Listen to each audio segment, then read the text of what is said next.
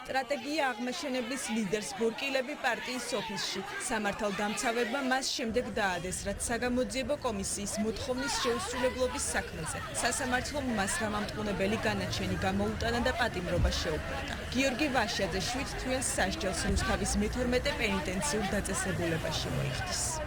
ბრძოლა ბოლომდე აუცილებლად გავიმარჯვებ. ვაშაძის დაკავებას წინ სასამართლო უძღოდა, რომელსაც თავად არ ესწრებოდა. მისმა ადვოკატმა გადაწყვეტილების გადადების შუამდგომლობა დააყენა, თუმცა მოსამართლემ არ დააკმაყოფილა და განაჩენი მაინც გამოაცხადა. უკანონო გადაწყვეტილება არ ეფუძნება არც ერთ სამართლებრივ ნორმას, პირდაპირ ეწინააღმდეგება სამართლის პრინციპებს და საქმეში წარმოდგენილი მტკიცებულებები აბსოლუტურად უარყოფს იმას, რასაც ბრალდების მხარე ცდილობდა დაესაბუთებია. საქმეში არსებობდა მტკიცებულებები, რომლებიც ადასტურებდნენ ბრალდებულის მიერ მისთვის ბრალად შერაცხული ქმედების ჩადენას, რაც შეეხება გამოყენებულ სასჯელს. ამ შემთხვევაში ბრალდების მხარე სასჯელთან დაკავშირებით მითითება არ გაუკეთებია სასამართლოსთვის. სასამართლომ ჩათვალა, რომ ეს სასჯელი იყო რელევანტური. საგამოძიებო კომისიის მოთხოვნის შეუსრულებლობის საქმეზე დღეს ნიკა გვარამიას სასამართლო პროცესიც გაიმართა, სადაც ბრალდების მხარის მოწმეები დაიკითხნენ. ამავე საქმეზე მხარეებმა დასკვნითი სიტყვები თქვეს თავდაცვის ყოფილი მინისტრის ირაკლი ოქრუაშვილის პროცესზეც. ირაკლი ოქრუაშვილის პოზიციაც გავაჟღერე, რადგან ის არ ესწრებოდა, რომ იგი არაპირებს სასამართლოზე მოსვლას არსებული, ასე ვთქვათ, განაჩენები და გამომდინარე რა დასკვნაც გააკეთა, რომ აზრი არ აქვს მის სასამართლოში ყოფნას და უარსამო საბოლოო სიტყვის უფლებაზეც. როგორც ბრალდების მხარე, მის დაცვის მხარე წარმოადგენთ ჩვენი პოზიციები, შევაფასეთ საქმეში წარმოდგენილი მტკიცებულებები დასკვნითი სიტყვის ეტაპზე. შესაბამისად, სასამართლომ შემდგომ პროცესზე მიიღებს უშუალოდ გადაწყვეტილებას, ვინაიდან კიდევ ერთ შანსს აძლევს, ასე რა ვთქვათ, ბრალდებულს საბოლოო სიტყვით რომ ისარგებლოს.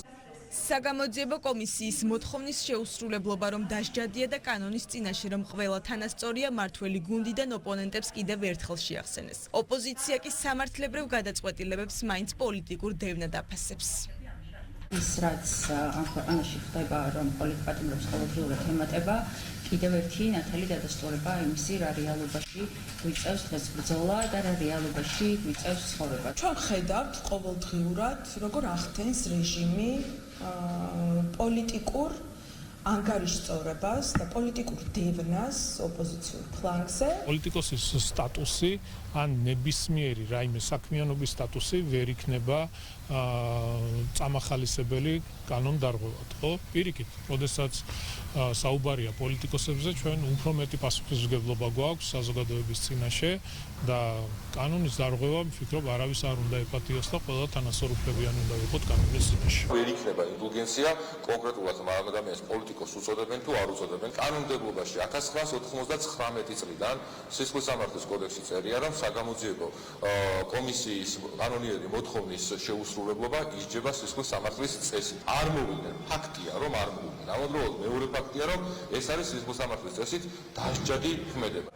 ბრალდების სერიოზულობა და კანონის მოთხოვნები ოპოზიციას დღეს ახალმა გენერალურმა პროკურორმა შეახსენა. პირობაც დადო, რომ პარტიული კუთვნილების მიუხედავად ნებისმიერ კანონდარღვევას შესაბამისი სამართლებრივი რეაგირება მოყვება. ამ ადამიანებმა დემონსტრაციულად თქვეს უარი კანონის შესრულებაზე, რაც მიმაჩნია, რომ არასამართლიანია ზოგადად, იმიტომ რომ კანონის წინაშე ყველა ადამიანი თანაბარი არის მის პოლიტიკურ თუ სხვადასხვა შეხედულების მიუხედავად და ყველა ადამიანი ვის დანაშაულს ჩაიდენს, შესაბამისად იქნება მის მიმართ სამართლებრივი დევნა დაწყებული. საგამოძიებო კომისიის მოთხოვნის შეუსრულებლობის საქმეზე გიორგი ვაშაძე მეოთხე ოპოზიციონერია, რომელსაც სასამართლომ გამამტყუნებელი განაჩენი გამოუტანა. გადაწყვეტილების მოლოდინში ახლა ნიკა მელია, ნიკა გვარამია, ირაკლი ოქრუაშვილი და გივი თარგამაძე არიან.